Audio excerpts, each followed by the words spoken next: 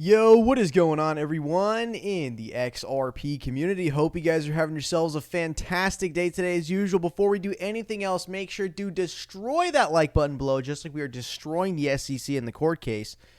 Less than a second, free, helps out the channel immensely. Watch the video till the end, guys. We got some good stuff cooking today. First off, somebody please convince me to quit pulling all-nighters and think that's going to fix the sleep schedule. I have such a terrible sleep schedule lately. Oh, guys, please help me fix my sleep schedule, man. I don't know. Going cross borders. Tim, I keep pulling all-nighters thinking that's going to be my magical solution. Anyways, check this out on XRP, guys. When we did the last Cobcast, I'm pretty sure yesterday for me, but for you guys, like the day before yesterday, actually, we were getting the live stream going right here. We had the pullback, we had the break, and then it pulled back and then went for the retest, barely closed higher, and then it wasn't enough. As you guys know, when the market moves in these little two-leg motions, they usually go the other direction because, typically market just moves in two-legged movements. When you get one high and then a second high with not much distance, dude, I'm telling you, it just tends to go here. And it's the same way with dropping down, right? You can have bullish divergence and the price is crashing, bounces. Oh my God, crashing even more. Yeah, but guess what? Right here to here, not that much distance, meaning it's actually showing some sort of sign of strength. This is where commonly on the charts you will see a formation like this with big red candle, dip, rebounds, a dip, yeah, but barely went below again, and it goes for the bounce. Watch out for those two-legged movements. Are very common. I am predicting XRP to be skyrocketing, guys. It is setting up the perfect formation here. Nice little rounded bottom right at old XRP all-time high. This chart does look cleaner on the daily, weekly charts, but we got to go ahead and get into the news today, guys. So right around here, XRP did have an $18 billion flip switch volume. I'm not even kidding. Guys, look at this. Sandsman on Twitter actually blowing up. Only posted 3 hours ago from a, 141K follower account. But looks like this is some sort of auto tracker for like social metrics and blockchain metrics on cryptocurrencies. But XRP Network saw a major anomaly to end the week with a rapid surge up to 18.7 billion, in XRP trading volume in the final hour of Friday UTC time. This may be worth monitoring for some unordinary upcoming weekend price action. Now, this is not $18 billion, as I'm just realizing now, but it's still 18.7 billion in XRP. Super all of the sudden spike of that volume came in, actually as Bitcoin started flowing and as XRP started flowing at that same time, XRP got a major spike in volume right there towards the end of the trading week, because now it is the weekend. Flip switch, major test. Some people buying up before the big news comes out. I don't know, man.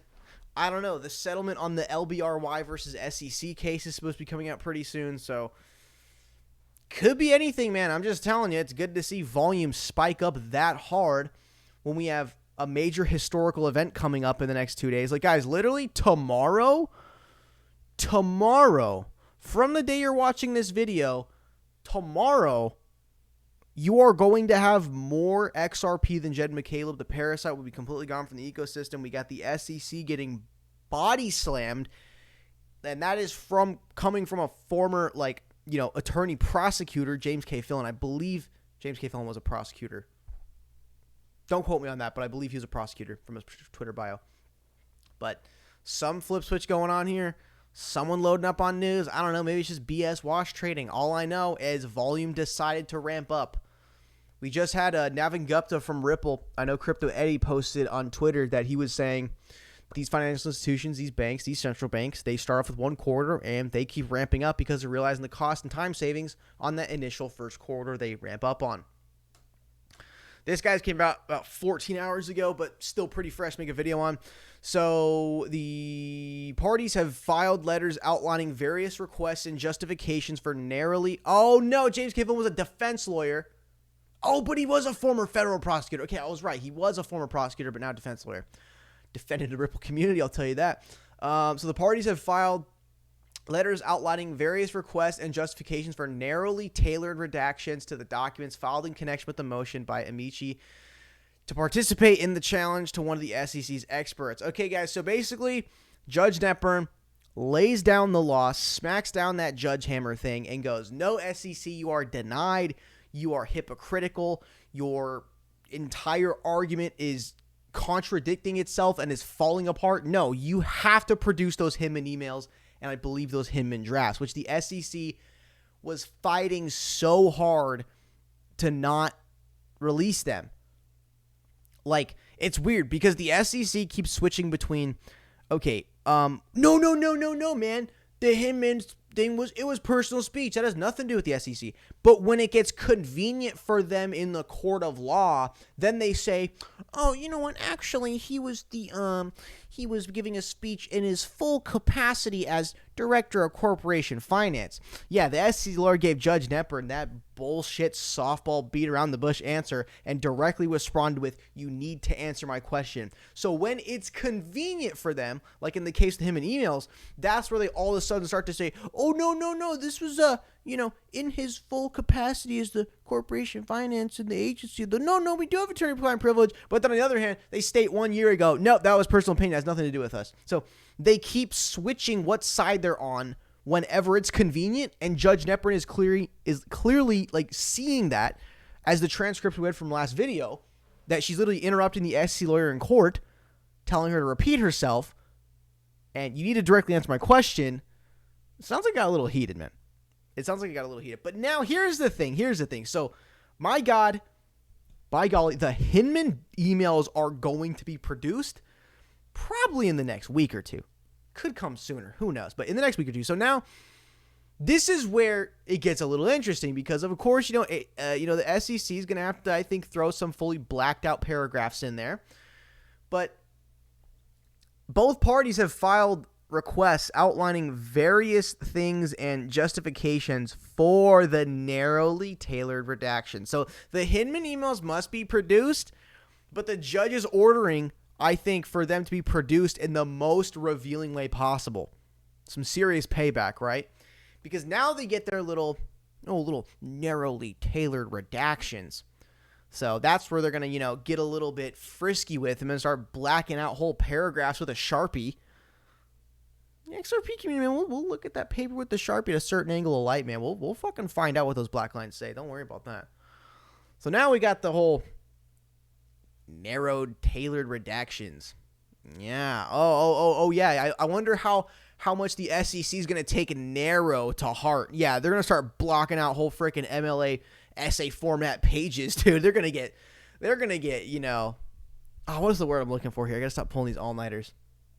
They're going to get excited with that. We'll just say that. They're going to get really excited with we can produce the documents. Oh, but we can have narrowly tailored reactions. Yeah, let's take out, 7 fucking paragraphs. That's probably what they're thinking. So I think this is the argument here from Ripple Labs. And we're going to go ahead and read all of these documents, guys. Make sure to stay tuned. You can go ahead and 0.5x speed the video, 0.75x speed the video, 0.125x if I'm talking too slow for you. But we're going to go ahead and read this whole thing, guys. Let's get into it. Okay, this is not what I was looking for here, guys. My apologies. No, we are looking for first page, new tab. Don't have to strain the eyes. This is coming from the Ripple Labs lawyers defending Bradley Garlinghouse, Christian Larson, and Ripple. Dear Judge Torres, we write on behalf of defendants Ripple Labs Incorporated, Bradley Garlinghouse, Christian A. Larson, and pursuant to Section VA2 of your Honor's Individual Practices in Civil Cases. In its July 11, 2002 order, ECF number 529, this court denies defendant's motion to seal in its entirety Exhibit O to the SEC letter, but invited narrowly tailored reactions. See Order 5.6. Defendants move now only for the very limited, narrow redaction of the email addresses that appear in Exhibit O of 2 Ripple employees. both of whom are non-parties.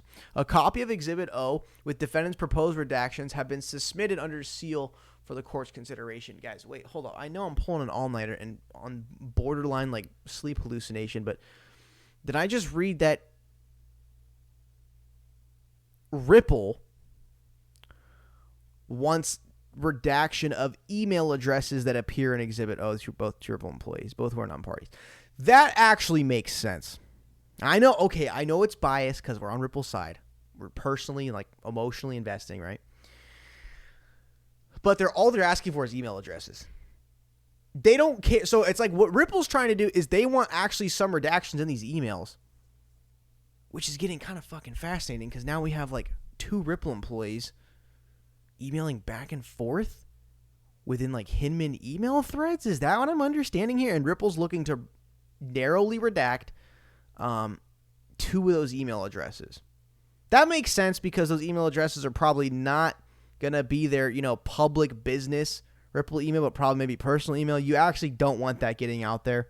That does nothing but damage. But we're going to keep what those emails actually said. The judge will have no problem, approving this because this is just email addresses of the Ripple employees. Not trying to block out what they're saying. But how the heck is guys, let me know down in the comments below. It is, again, because I'm at the point where I'm so tired. I'm staring at the screen, and it feels like the screen is slowly moving closer to me, like I'm on sort of weird like trip or something. Guys, please convince me to stop doing all-nighters. A fixed sleep schedule does not work. Complete illusion. But yeah, it sounds like we have 2 Ripple employees within these emails that are going to be produced. The court determined, or maybe these might not be the Hinman emails. These might just be separate Ripple emails, like not related to the Hinman ones. So the court determined that the portion of Exhibit O quoted in the SEC letter is a judicial document entitled to a presumption of access by the public. See Order 5. Although the court did not rule that all of Exhibit O was a judicial document or that Exhibit O had to be unsealed in its entirety, even if all of Exhibit O were a judicial document entitled to a presumption of public access, the court must balance competing considerations against that presumption, example, including the privacy interests of innocent third parties. That makes sense. Blurring out, blacking out the, just normal, like what these, 2 Ripple employees are using for day-to-day emails. It makes sense. I don't think there's any, harm in trying to cover that up, which should weigh heavily in a court's balancing equation. Defendants request narrowly tailored redactions of the employee email addresses that appear in Exhibit O. First, these employees are not parties to this suit, and indeed, one of the employees left Ripple well before the SEC even filed his complaint. Miguel Villas? Corey Johnson? The Philip Dow guy? I don't know. In addition, neither employee has been deposed in this litigation or identified by the parties as potential witnesses. These non-parties have significant privacy interests and are entitled to a greater level of protection to prevent unnecessary disclosure of their identities. Yeah, that makes sense. They're not trying to hide anything there. I think they're just trying to, privacy is wealth. Privacy is wealth. You got to understand that because, look, being famous and rich, I don't see the point in that. I really don't see the point in that. Being rich and not famous, dude, that's the perfect one right there. So, let's go ahead to permitting redaction of the names, job titles, and email addresses of Google employees and finding that non-parties to an action may have significant privacy interests that favor redaction of identifying information. So that's a previous case I'm pretty sure they're citing there. This is particularly true here where Exhibit O makes clear that the 2 employees believe they are engaged in confidential discussion. Second, okay, so this is basically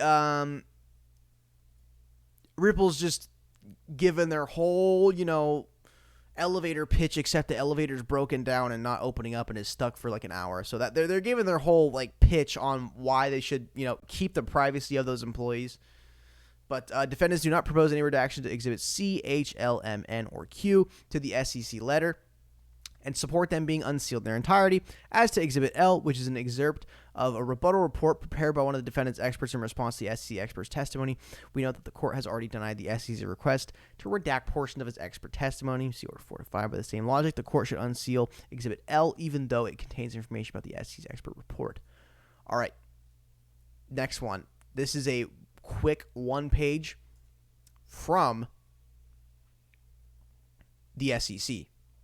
I do believe. Yeah, that doesn't look like a Ripple lawyer's name. Dear Judge Torres, pursuant to quant. I don't know, buy quant now? I don't know. Pursuant to the court's July 2000, I gotta get some sleep, man. July 11th, 2022, Jesus. The SEC respectfully submits proposed redactions concurrently filed under seal as exhibits to this letter. Exhibit CHL to the SEC's response, SC response DE49, opposing the motion by 6 XRP investors to file a brief regarding the opinions of one of the SEC experts. The SEC does not seek to make any redactions to exhibits M, N, O, or Q and believes those documents should be made publicly available pursuant to the court's July 11th order. Maybe the SEC, they're not scared of having literally everything or some things publicly available. And make sure, tune into James K. Phil, and that guy will have it on the minute it gets released, dude. I don't know what that guy has, or phone alerts or email alerts or assistant barging in his door. He's probably that kind of guy with like a nice big office with assistants and things like that. But he's going to have that as soon as it comes out. All right, the court has already granted the SEC's application to redact the name of the expert from Exhibit B, the SEC response, as well as from Exhibit 1 to a response letter filed by defendants, DE53, finding that the proposed redactions are narrowly tailored to serve interest of witness safety. Yeah, so SEC, that's my one thing with this, is that are narrowly tailored to serve interest of witness safety. Yeah, see, I don't want narrowly tailored to serve interest of, witness protection turn into like 4 paragraphs being gone. That's what I don't want to see, because the SEC, I mean, okay, are they stupid? Like, yeah, but they're also not like 100% stupid, dude. These guys are smart. They're going to be tricky. They're going to be a little slippy, sneaky, loopholey, cunning, that kind of thing, right? So narrowly tailored to protect witness safety. Yeah, if that turns into a whole page getting blacked out, there's more corruption going on here for sure. So the SEC now seeks to redact the expert's name from Exhibits H, L, as well as the name of another SEC expert from Exhibit C. These redactions are also narrowly tailored to serve the interest of witness safety. Yeah, okay, narrowly. You better, SEC, they better,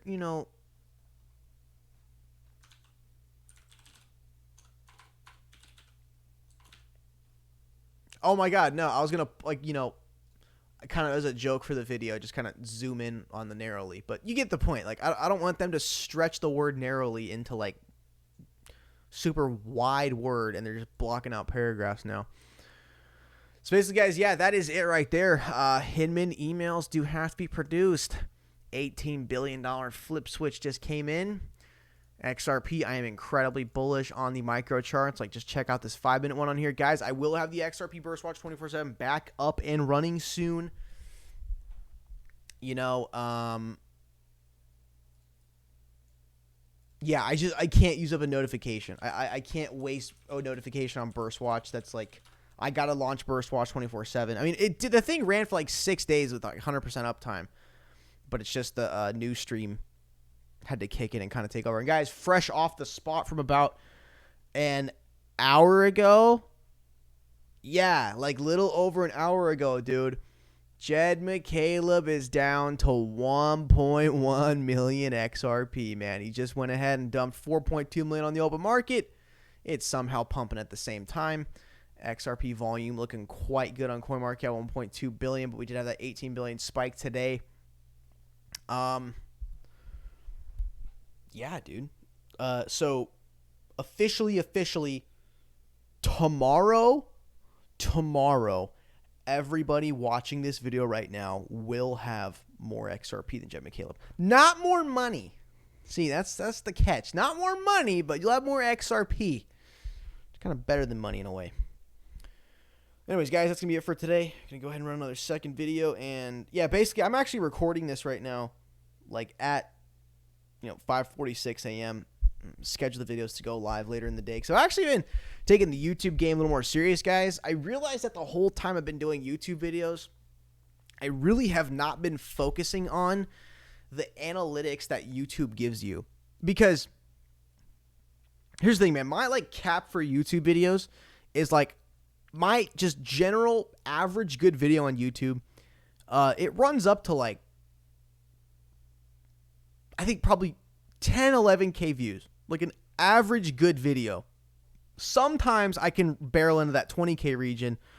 But I know dudes like, Blockchain Backer Bearable, they are, just barreling into like the 50K view region on every single video. And god dang, dude.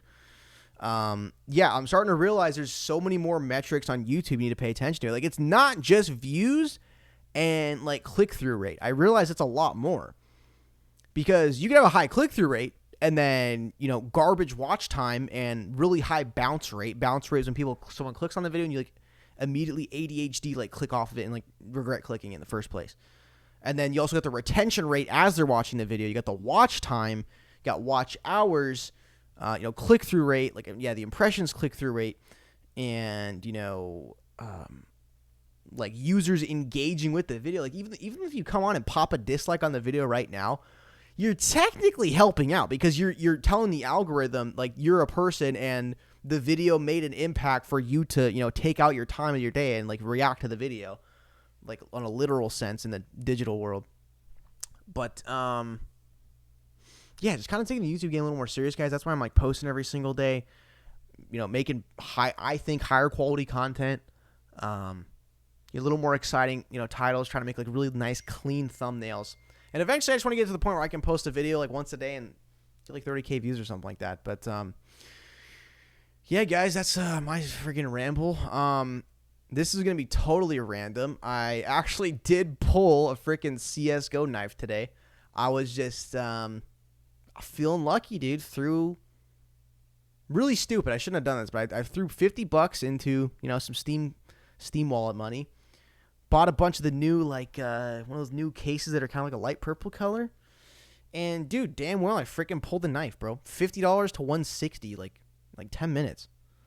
I don't know if you guys play CSGO or anything, but CSGO, honestly, is like the original NFT. Because, like, the Bored Apes, the Bored Pandas, the Rich Penguin, the Cool Raccoon Club, like, what the fuck am I going to do with this picture?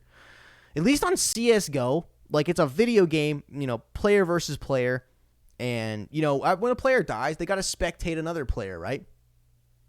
And when you got the enemy you just killed, like, watching your screen now, you can kind of pull out your knife, your gun, your skins. You can inspect it in the game and kind of show it off. You're basically flexing, like, in-game. And, yeah, dude, I you guys don't know. So open up a CSGO case. I don't know why I'm, like, rambling about this, but just in case you guys know about it. It's just kind of a little fun fact of the day. But CSGO cases cost, like, 30 cents to buy the case, then $2.50 for the key. And there's a 0.25% chance you get a knife, but they don't even know what knife is going to be. So, yeah, today I actually pulled a field-tested 0.19 float Huntsman knife. Black laminate, dude.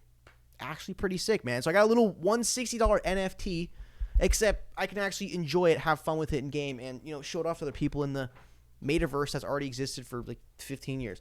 The funny thing is, last thing I'm going to say before I end the video, the funny thing is, people love to say that the metaverse is like some brand new thing. Bro, GTA Online's been out for like 9 years, dude. That is the metaverse. Old school RuneScape. I don't even know when that came out. Probably 90s. That's the metaverse. Counter-Strike, League of Legends, bro. Like, it's so funny how people in crypto act like, oh, bro, yeah, metaverse, like the new hottest thing. No, we've been in the metaverse already. You just, like, finally realized you were in it. Okay? Metaverse doesn't have to be crypto, dude. We've been in the metaverse. Anyways, guys, thank you for tuning in the video today. I really appreciate it. And I'll see you guys in the next one.